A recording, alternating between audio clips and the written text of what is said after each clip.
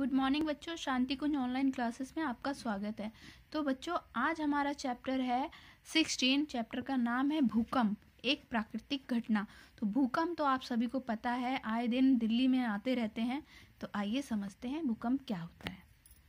आपने भूकंप के कारण जान माल की भारी क्षति जैसे समाचार अवश्य सुने होंगे। भूकंप भूपपटी और मेंटल की ऊपरी परत में होने वाला अनायास कंपन है। यानी भूकंप क्या होता है, जो हमारी अर्थ की सरफेस होती है और उसके ऊपरी लेयर में होने वाले कंपन की यानी वाइब्रेशन की वजह से कुछ कंपन होते रहते हैं, जो कि भूकंप कहलाता है। इस कारण सतत झटकों का आभास होता है और जब ये कंपन होते हैं तो हमें ऐसा लगता है कोई झटके हमें दे रहा है। भूकंप हल्का भी हो सकता है और भयंकर भी।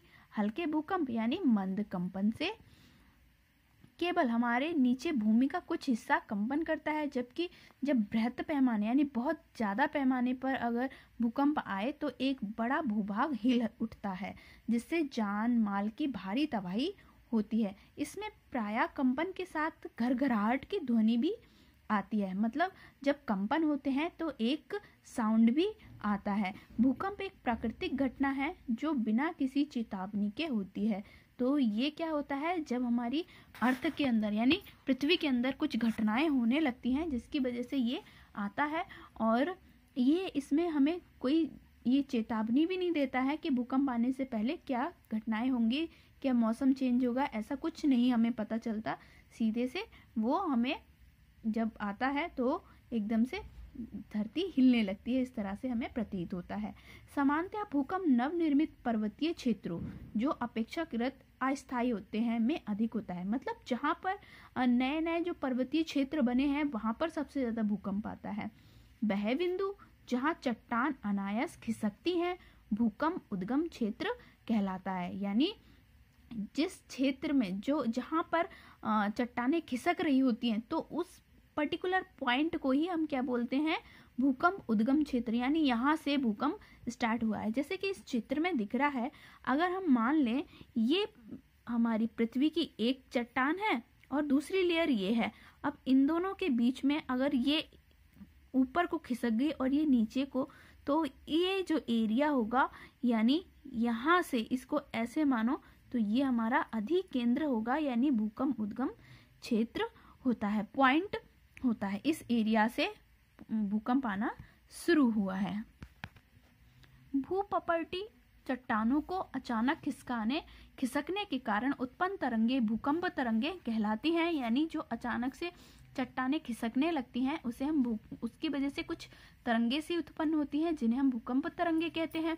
भूकंप उद्गम क्षेत्र के ठीक ऊपर भूपपटी या भूपृष्ठ पर वह बिंदु जहां भूकंप तरंगे पहुंचती हैं अधिकेंद्र कहलाता है। यानी यहाँ तक जो ये इसकी चट्टानों के खिसकने से यहाँ तक जो तरंगे आई, तो ये वाला जो केंद्र होगा इसका, उसे ही हम अधिकेंद्र कहते हैं। और जैसे जैसे अधिकेंद्र से दूर तरंगे बढ़ती जाती हैं तब क्या होगा, भूकंप की तीव्रता कम हो जाती है और अधिकेंद्र के समीप भूकंप तरंगों की तीव्रता अधिक होगी। यानी इसके पास में सबसे ज्यादा भूकंप तरंगे होंगी, दूर कम होंगी। भूकंप का पता लगाने तथा भूकंप तरंगों की तीव्रता को मापने के लिए भूकंप मापी, जिसे सीस्मोग्राफ नामक यंत्र कहते हैं, से हम मापते हैं। बच्चों, एक रोचक तथ्य ये दिया है कि विज्ञान की वह शाखा जिसके अंतर्गत भूकंप का अध्ययन किया जाता है उसे हम सीस्मोलॉजी कहते हैं। अगर आपसे कोई पूछता है कि सीस्मोलॉजी क्या है, तो सीस्मोलॉजी से हम भूकंप के बारे में जानकारी प्राप्त करते हैं।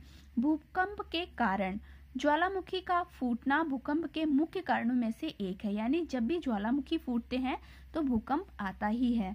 ज्वालामुखी से होने वाले भूकंप गैसों के विस्फोटक के कारण होता है।